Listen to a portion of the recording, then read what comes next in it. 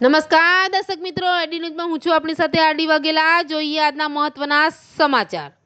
અંકલેશ્વર વાલિયાને જોડતા state highway પર નદરી ગામ નજીક વરસાદી પાણી ફરી વળ્યા.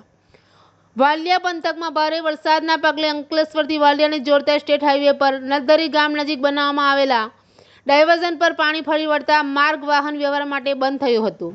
જોકે પાણીમાં કાર ફસાઈ જતા ટ્રકની મદદથી કારને બહાર કાઢવામાં આવી હતી. વાલિયા પંથકમાં 3 ઇંચ જેટલો ભારે વરસાદ ખાબકતા ઠેર ઠેર જળબંબાકારની પરિસ્થિતિ નિર્માણ થયું છે. ત્યારે અંકલેશ્વરથી વાલિયાને જોડતા સ્ટેટ હાઈવે પર નલદરી ગામ પાસે હાલ નાળાની કામગીરી ચાલી રહી છે, જેના પગલે માર્ગ અને મકાન વિભાગ દ્વારા ડાયવર્ઝન આપવામાં આવ્યું હતું.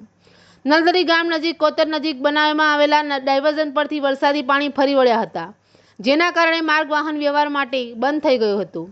ડાયવર્ઝન પરથી વહેતા ઘસમસતા પાણી વચ્ચેથી પસાર થતા એક પેસેન્જર ઇકો કાર પણ ફસાઈ ગઈ હતી. જોકે કારમાં સવાર તમામ લોકોનો આબાદ બચાવ થયો હતો અને ટ્રકની મદદથી કારને બહાર કાઢવામાં આવી હતી. આ તરફ વરસાદી પાણીના પગલે અંકલેશ્વરથી વાલિયાને જોડતો સ્ટેટ હાઈવે વાહન વ્યવહાર માટે બંધ થઈ ગયો હતો, જેના પગલે પોલીસ કાફલો અને માર્ગ અને મકાન વિભાગના અધિકારીઓ દોડી આવ્યા હતા.